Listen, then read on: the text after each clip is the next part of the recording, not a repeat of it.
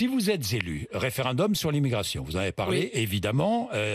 Automne 2022, votre référendum. Mais le mien est rédigé, monsieur. Oui, Bourdin. j'ai vu, je l'ai lu. Oui, mais vous voyez que j'entends beaucoup de candidats, qui parlent de référendum, mais qui n'ont apporté aux Français aucune connaissance sur le contenu de leur référendum. Oui, mais j'ai vu. Il s'agit de modifier la Constitution, évidemment. Entre autres.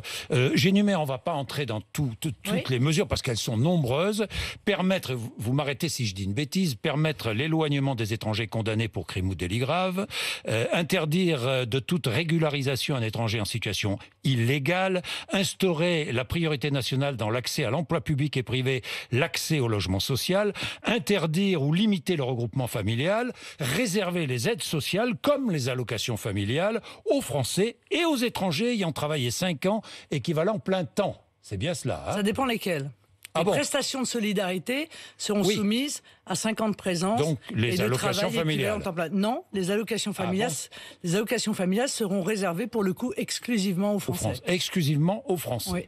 Mais j'ai envie de vous poser une question, parce que c'est une question que je pose à tous les candidats.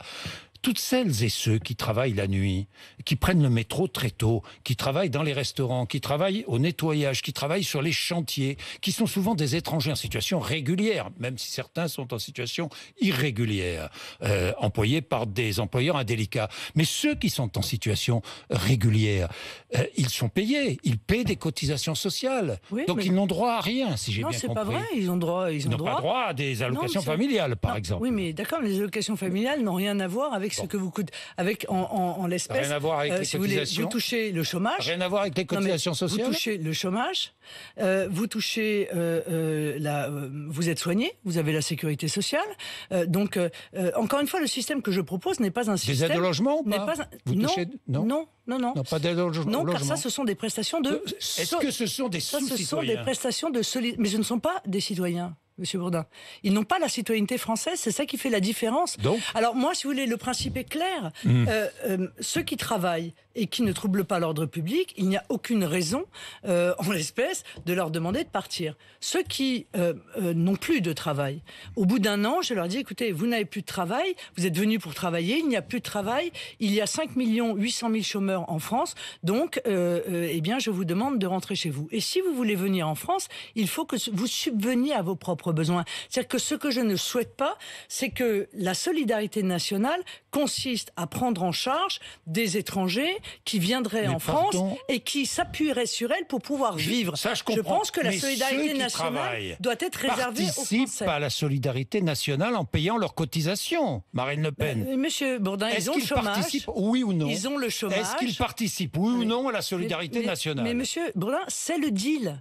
Alors c'est peut-être pas le vôtre, c'est le mien. C'est le deal que je leur propose. Question. Je leur dis. Je ne veux pas donner mon avis, je vous pose la question. Je vous réponds. Oui.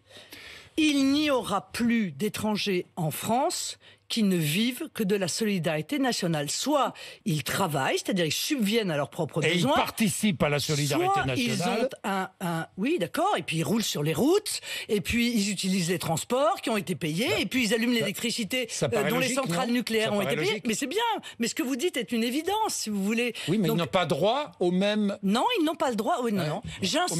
J'instaure dans la Constitution, dans un certain nombre de cas, une différence entre les Français et les étrangers, parce que je considère que les Français en France doivent être mieux servis, servis y compris dans des situations qui sont des situations compliquées, mieux servis que les étrangers qui viennent dans notre pays. Voilà, la règle sera claire. Dont on a besoin. La règle est claire, je crois qu'elle sera clairement comprise d'ailleurs par tous. Si vous souhaitez venir en France pour profiter de la solidarité nationale et ne pas participer précisément à l'effort collectif, ne venez pas, ça ne sert à rien.